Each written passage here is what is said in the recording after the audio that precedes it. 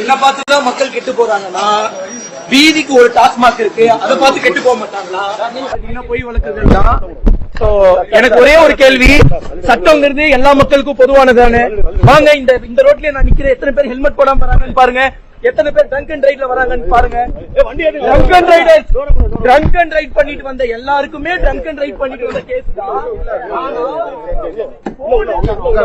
வச்சு பேசலையே, நான் ஸ்பீக்கர்ல தான் வச்சு பேசினேன். ஆனா எனக்கு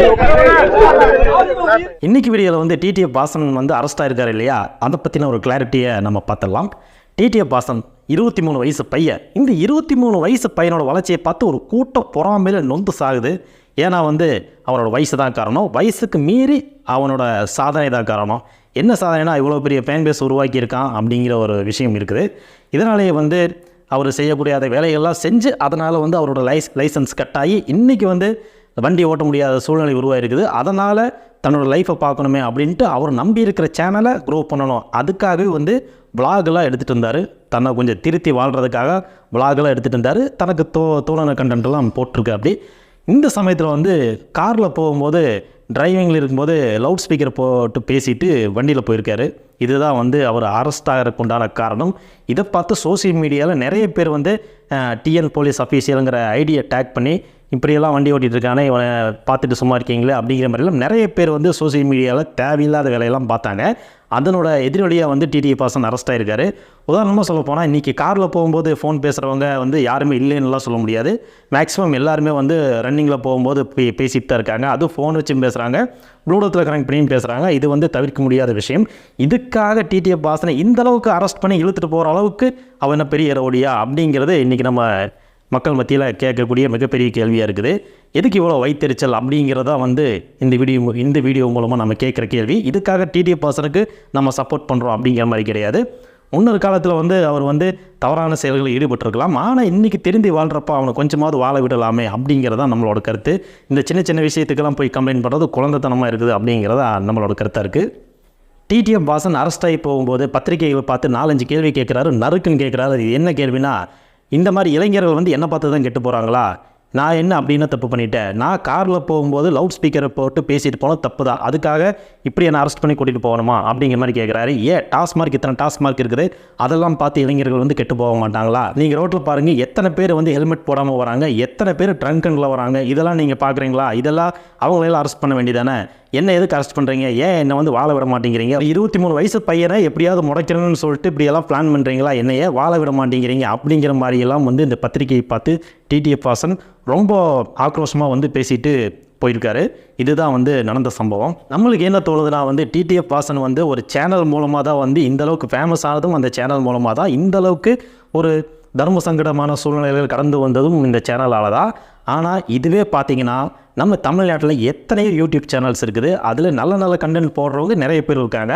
அது மட்டும் இல்லாமல் நிறைய பேர் ரொம்ப கேவலமான கண்டென்ட்டெல்லாம் போட்டு இன்றைக்கி பல மில்லியன் லைக்ஸ் எல்லாம் வாங்கிட்டு இருக்காங்க, பல மில்லியன் வியூஸ் எல்லாம் போயிட்டுருக்குது, பல கோடி ரூபாய்கள் சம்பாதிச்சுட்டு இருக்கிறாங்க.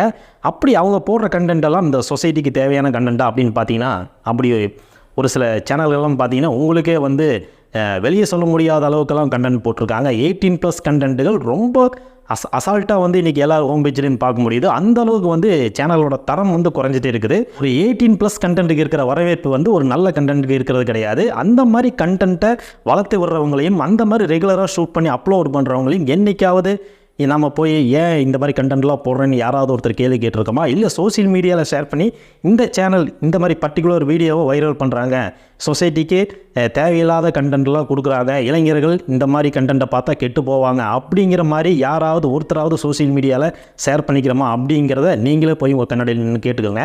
அந்த மாதிரி 18+ கண்டென்ட்டுகளெல்லாம் ரொம்ப என்ஜாய் பண்ணி அதை ஃப்ரெண்ட்ஸுக்கு ஷேர் பண்ணி நீங்கள் ரொம்ப ஆர்கசமாகி அதை வந்து ரொம்ப ரசித்து பார்த்து அந்த சேனலை வந்து வளர்த்து விடுறீங்களே தவிர்த்து அதை வந்து புறக்கணிக்கிறதுக்கு உண்டான வேலையை ஒரு நாளும் செஞ்சதில்லை. ஆனால் இந்த மாதிரி இளைஞர்கள் யாராவது டெவலப் ஆனாங்கன்னா அவங்கள வந்து பொறாமைங்கிற பேரில் அவனை வந்து வாழ விடாமல் இப்படியெல்லாம் வந்து கோர்த்து விட்டு வேடிக்கையை பார்க்குறதா நம்ம இளைஞர் சமுதாயம் மாறிட்டு வருது அப்படிங்கிறது கொஞ்சம் வருத்தமாக தான் இருக்குது. தாறுமாறாக வண்டி ஓட்டி இளைஞர்களை தவறான பாதையில் கொண்டு போகிறதும் இந்த 18+ வீடியோக்களை போட்டு அது மூலமாக வந்து சொசைட்டியும் சீரழித்து தவறான பாதையில் கொண்டு போகிறதும் ஒன்று தான். இது ரெண்டும் ஒன்று தான் அப்படிங்கிறனால நம்ம எல்லா கோணத்துலையும் எல்லா சேனல்களையும் அனலைஸ் பண்ணணும். அதுக்குன்னு இருக்கிற நம்மளோட டெக்னிக்கல் டீம், கவர்மெண்ட்டில் இருக்கிற டெக்னிக்கல் டீமும் இந்த மாதிரி ஆபாசமான ஐடியாக்களை எல்லாம் கண்டுபிடிச்சி அவங்களையும் அரெஸ்ட் பண்ணி உள்ளே போடணும் அப்படிங்கிறதா நம்ம சேனலோட வேண்டுகோள். ஓகே, இந்த வீடியோட முடிவில் வந்து நம்ம டிடிஎஃப் வாசனுக்கு சப்போர்ட் பண்ணி பேசுகிறதா வந்து யாரும் நினச்சிக்க வேண்டாம். டிடிஎஃப் வாசனுக்கு சப்போர்ட் பண்ணி நம்மளுக்கு ஒன்றும் ஆக போகிறதில்ல. டிடிஎஃப் வாசனை பற்றி பேசினா இந்த வீடியோ வைரல் ஆகும் அப்படிங்கிற ஒரு கண்டென்ட்டுக்காகவும் இந்த கண்டென்ட் எடுக்க கிடையாது. என்னென்னா சின்னதாக ஒரு ரீசனுக்காக இப்படியெல்லாம் வந்து அரெஸ்ட் பண்ணுறாங்க அப்படிங்கிற ஒரு விஷயம் ஆகட்டும். அப்புறம் சோஷியல் மீடியாவில் நம்ம இளைஞர்கள்லாம் டிடிஎஃப் வாசனை இந்த அளவுக்கு தரக்குறைவான வார்த்தைகளை பயன்படுத்தி பேசுகிறதும் எழுதுறதும், அதுக்கு வந்து தேவையில்லாதவங்களை டேக் பண்ணி அவங்கள வந்து போஸ்ட் கொடுத்து இது வந்து சோஷியல் மீடியாவில் தேவையில்லாத ஒரு கண்டென்ட்டை உருவாக்கி இந்த சொசைட்டிக்கு தேவையில்லாத கருத்துக்களை பேசி வரதும் தான் வந்து பெருசாக தோணுச்சு. அதுக்காகத்தான் இந்த வீடியோ. மற்றபடி டிடிஎஃப் வாசனை வந்து நம்ம என்றைக்கும் நம்ம சப்போர்ட் பண்ண போகிறதில்ல. எனிவே ஒருத்தன் வந்து திருந்தி வரானா அவனுக்கு திருந்துறதுக்கான வாய்ப்பை கொடுக்கலாமே அப்படிங்கிறதா என்னோட கருத்து. சரி, ஓகே, இந்த வீடியோ உங்களுக்கு பிடிச்சிருந்தா மறக்காமல் லைக் பண்ணுங்கள், ஷேர் பண்ணுங்கள், சப்ஸ்கிரைப் பண்ணுங்கள்.